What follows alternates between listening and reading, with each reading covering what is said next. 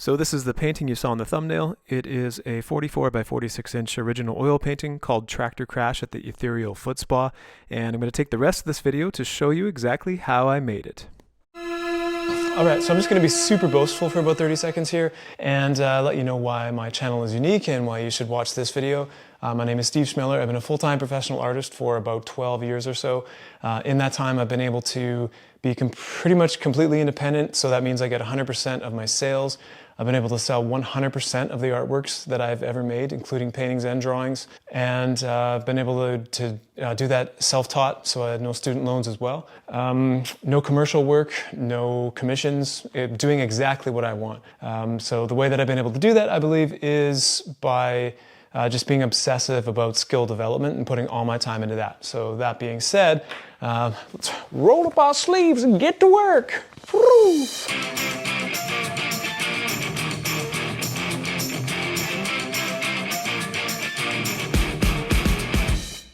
Okay, so this is one of my sketchbooks. This is where all of my ideas generally start. So I just start with something like this, where I'm experimenting with composition in a bunch of thumbnails, and then eventually I hopefully determine a little bit more of what exactly I want to do. At this point, I discovered that I want the tractor to be up in the right side of the composition, and then eventually I ended up with this one right here. There we go, which I will zoom in on now. So here we are zoomed in at about 4 centimeters by 4 centimeters. From this one I determined quite a bit, so I had the general composition planned out, and from that I can go ahead and do a larger sketch, which you will see now. This drawing was about 10 centimeters or something like that, square obviously, and I think I actually did it before, no, maybe after the maquette that you're looking at right now. I made a whole bunch of different versions of this with 1/6 scale figures and a lot of baking soda. So this is the ladder that I used in the 1/6 scale component. The rungs are made out of Sicilian ash, and the larger edge board parts are made out of Icelandic cedar. So if you would like to build a prop like this for yourself, just leave a comment. I'll send you a link to show you where you can get those kind of fine supplies. This was one of many pictures that I took while in Vancouver. I was very lucky to get some great models to work with, and this is obviously one of the photos that I didn't use, but it's funny to show. Okay, so to begin the painting, these are just some still photos. I did not take video of the drawing process. This is an aluminum panel, again 44 by 46 inches. I like to put gesso on it, make it quite smooth. The reason I do that is because I like to draw to begin a painting, and that whole discussion in itself is a real big ball of wax. Maybe I'll try to put a link to a podcast episode with Jeff Hein. There's a really great discussion. He has an art historian talking about the difference between colore and disegno. I believe I'm saying that right, hopefully.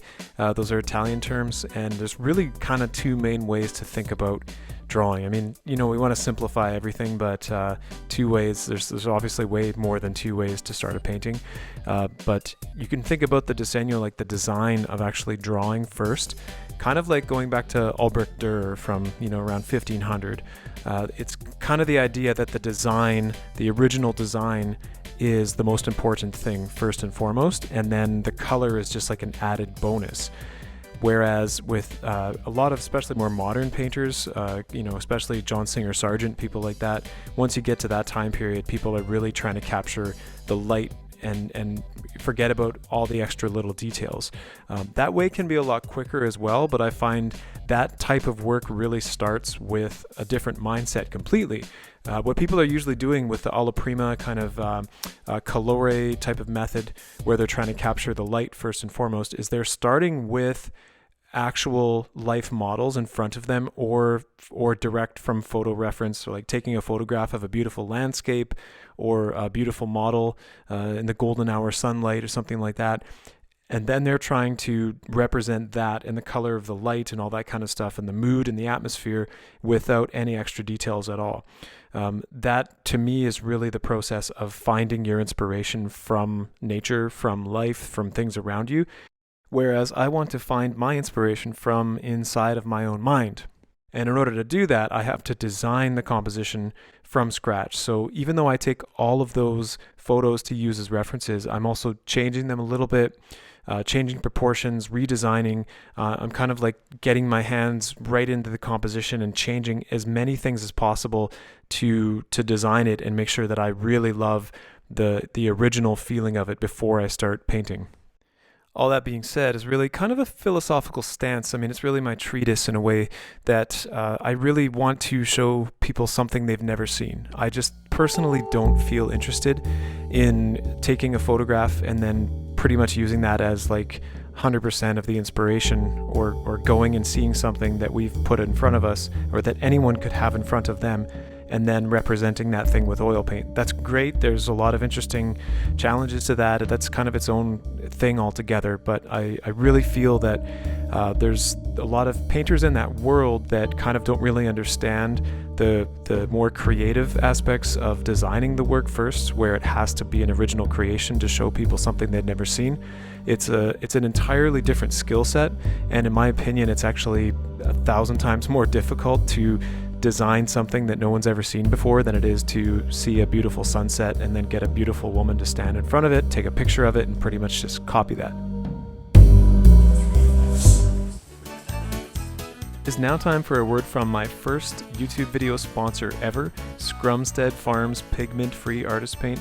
If you've never tried it before, I would really recommend it. It just feels so good to paint guilt-free, knowing that I'm not stealing mints from pigs.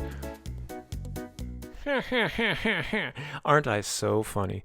Anyways, back to the serious talk here.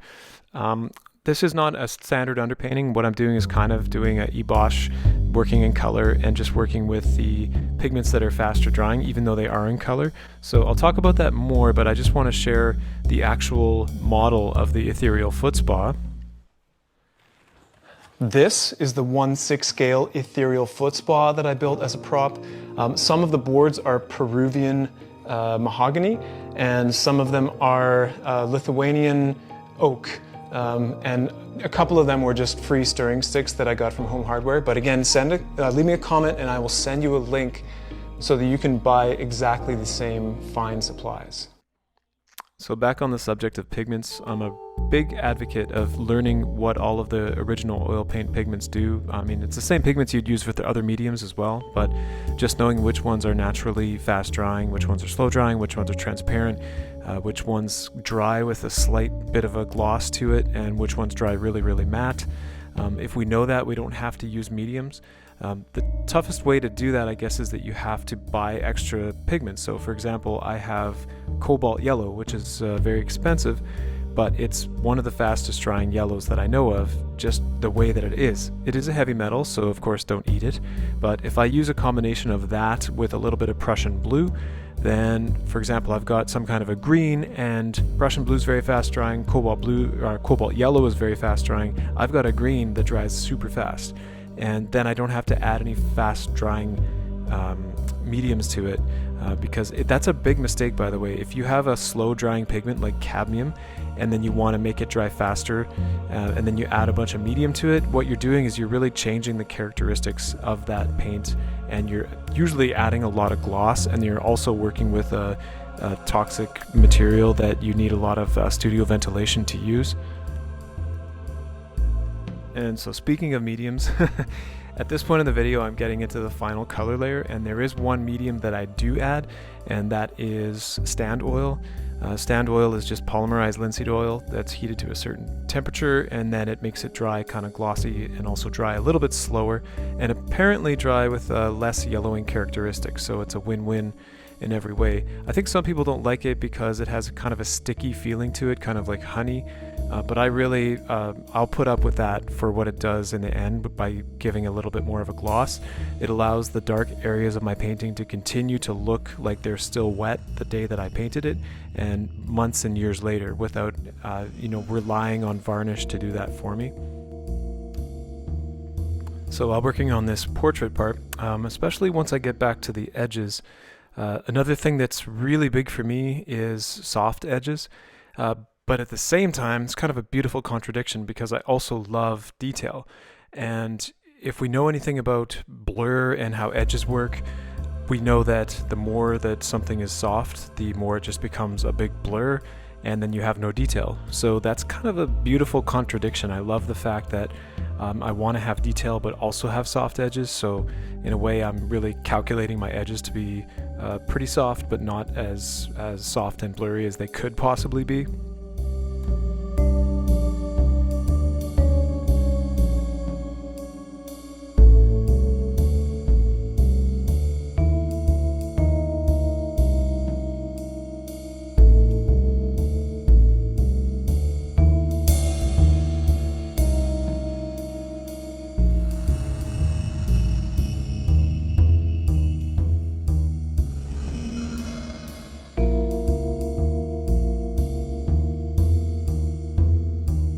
When painting things like hair, it's a really good opportunity to talk about the point of painting the illusion of detail rather than actual detail. So I'm not trying to paint every individual hair, I'm just kind of using the brush to create the illusion. It is always so difficult for me to show unfinished work, and in the previous videos where I used parts of this painting to illustrate a point, there's a lot of things in there that were unfinished. And so I get to redeem myself by showing the finished parts at the end of this video. With this side portrait in particular, I actually had to change some of her features a little bit, because when I zoom out I could see that she kind of looked small by comparison, so I actually had to make her eye bigger. That's a trick to not have to make the entire her entire head bigger, which would be a lot more work. So I just made her eye a little bit bigger, and then it makes the overall person look a little bit bigger as well. This was a great example of how the color on the palette looks nothing like what it is in the actual scene. Another one of those color illusions, great place to illustrate that. Painting the feet was kind of a sacrifice because I wanted to make them look like they're kind of underwater, but I also wanted the detail too, so could have made them look more like they were underwater. But this part I'm actually oiling out with stand oil that has a little bit extra cold pressed linseed oil just to make it work a little bit easier. And then once I was doing that with the light there, you could see the glare, and I just apply it, and then now I'm working in my final color layer. I was just using stand oil with the linseed oil to cover the whole surface, and then the actual mixes of paint that I had were mostly just paint from the tube, and then that way the glossy medium is kind of distributed evenly over the surface before I apply the paint. What I used to do was mix stand oil in every single individual mix of paint on my palette, and I found that in the end it didn't really make it more evenly distributed, so that's now why I oil out like that first. This part was the only section that I had to totally repaint. The first cake reference that I had wasn't very good, so I built another cake out of caulking, and then I felt a lot better about it, and that stuff matters, definitely. So now we get to the very end, again the image that you saw in the beginning, and maybe I'll just leave it here and let some music play out with these detail shots, keeping in mind that this painting is 44 inches by 46, meaning that a lot of these portraits that you're seeing right now are anywhere from like 2 inches tall to 3 inches at the biggest at the bottom of the painting. And now I'll just let the music play out.